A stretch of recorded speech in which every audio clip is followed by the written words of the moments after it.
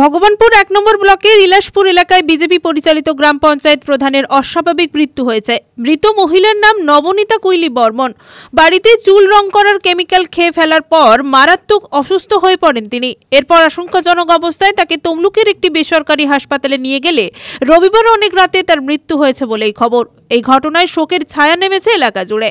স্থানীয় সূত্রে জানা যায়, রবিবার রাতের দিকে সবার অজ্ঞাতেই আচমকাই বাড়ির মধ্যে চুল রং করার কেমিক্যাল খেয়ে ফেললেন নবনীতা।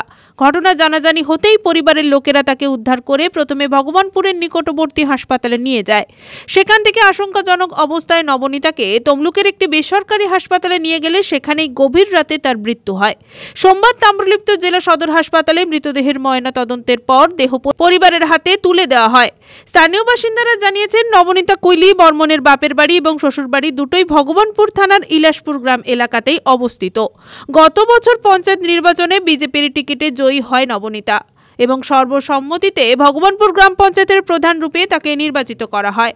তবে কি কারণে তার এই রহস্য মৃত্যু, সেই নিয়ে এখনো পরিবারের তরফে কিছু জানা যায়নি। ভগবানপুর গ্রাম পঞ্চায়েতের উপপ্রধান শেখ আনোয়ার আলী জানিয়েছেন, পঞ্চায়েত প্রধান হিসেবে নবনীতা গত 2 বছর খুব ভালো কাজ করেছেন।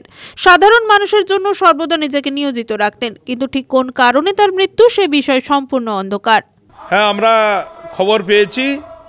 সুইসাইড করছে কিনা জানি না, তাতে পারিবারিক অশান্তি থাকতে পারে বা অন্য কোনো কী কারণে মারা গেছে আমাদের কাছে এখনও পর্যন্ত খবর পৌঁছায়নি। তবে আমরা খুব সকালেই খবর পেয়েছি যে ভগবানপুর গ্রাম পঞ্চায়েতের প্রধান নবনীতা কুইলি বর্মন মারা গেছেন। উনি নার্সিংহোম তমলুকে বর্তমানে রয়েছেন। ওখান থেকে এখনও ডেড বডি এলাকায় পৌঁছায়নি। আমরা আন্তরিকভাবে